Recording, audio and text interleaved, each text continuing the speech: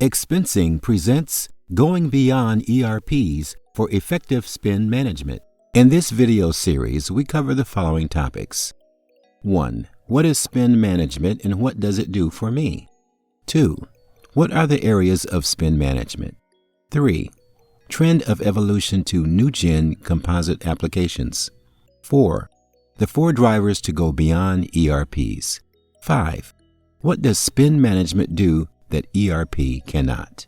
6. Characteristics of new generation spend systems with digital transformation. 7.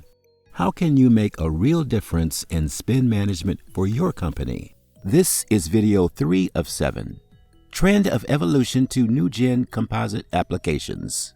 So where are we on the agenda so far? We have covered the first 2 aspects: what is spend management, what it does for me, and what are the areas of spend management. I told you about this very interesting concept called composite applications. Let me take you a little bit back. Truly, when mini computers and PCs, for most of us, when PCs started, is when applications really took off, in the true sense of the word. And this was in the early 1980s. And what most organizations did is they went ahead and created individual systems. So there was a maybe purchasing system, and maybe there was a separate accounting system and all of that. Those were the classic legacy systems of the 80s. People, as they matured from there, they realized that they needed something better. I don't know how many of you realize that ERP is already a technology which is 30 years back, but this is in 1990s is when the ERPs made this thing, and their biggest selling point was it's a common system strategy. So, you don't need to have all these arrows and transfer data between all of them. It is one integrated system. But as it always happens when you buy something large, there are some aspects which are good and some which are not so good. As organizations started maturing, they felt the need for a very different approach to this, partly pushed by the fact that they were in an environment where competition was more severe, survival could not be taken for granted. And therefore, we moved to these which are called composite applications. What it happens in this is that over time, applications have been moving out of ERP, partly by the ERP vendors themselves. Like most ERPs today don't give you an HRMS. If you go even 7-8 years back, people had human capital or a HR module in their application. Most ERPs, almost all ERPs don't give you a CRM. You instead have a Salesforce. There are specific solutions for order to cash. There are procure to pay and source to pay kind of applications, the travel and expense management applications. And all these applications are integrated and talk to your ERP. But suddenly you have a much richer landscape in your organization where you are going ahead and using these applications for your requirement. Interestingly, in 2021, 98% of Fortune 500 companies had already moved to multiple composite applications, based on actual research which was done. Last 2 years, even in Asia, we've been finding SMEs begin to implement composite applications. Out here in some of the little more mature emerging countries, it could even be 3 years that is there. We are now moving to an area which, say, somebody like Gartner calls hyper-automation, where we are saying that it's no longer about doing a long evaluation and deciding if an area needs to be automated. I just take up whatever I can automate and try to make the most out of it.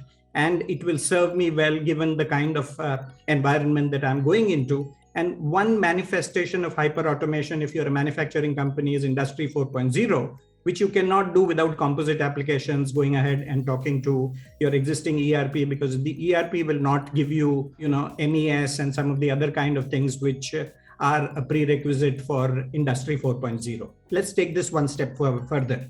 So let's say this is your organization. You have evolved to a stage where you've moved to a composite application and you have these multiple applications which we've talked about. They all talk to your ERP.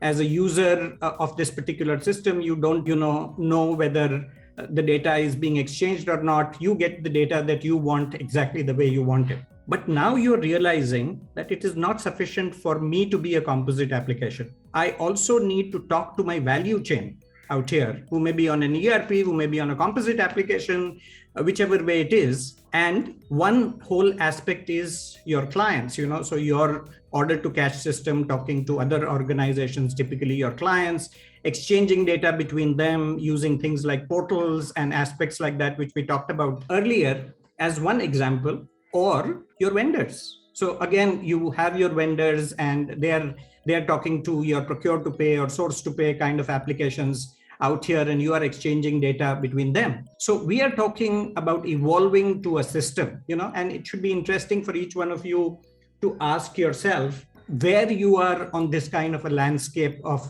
moving, which is going to be a requirement if you really want to compete effectively. What has helped this entire journey of not only systems in your own organizations connecting to each other and talking to each other, but also you being able to connect to the systems in other organizations, and it becomes a system to system working between you and another organization, is that the integration has become very easy. And therefore, today we are in an era where there are so many options available for what is called no limits integration between not just your own systems, but even your systems and systems of other people. So whether it be file based, whether it be API based, whether it be database based, or there are even new applications. Like in our own organization, we use an application for Zapier for multiple applications to talk to each other in our own organization as well as outside. The reason why ERPs became so popular in the 1990s was integration was very difficult, and their big point was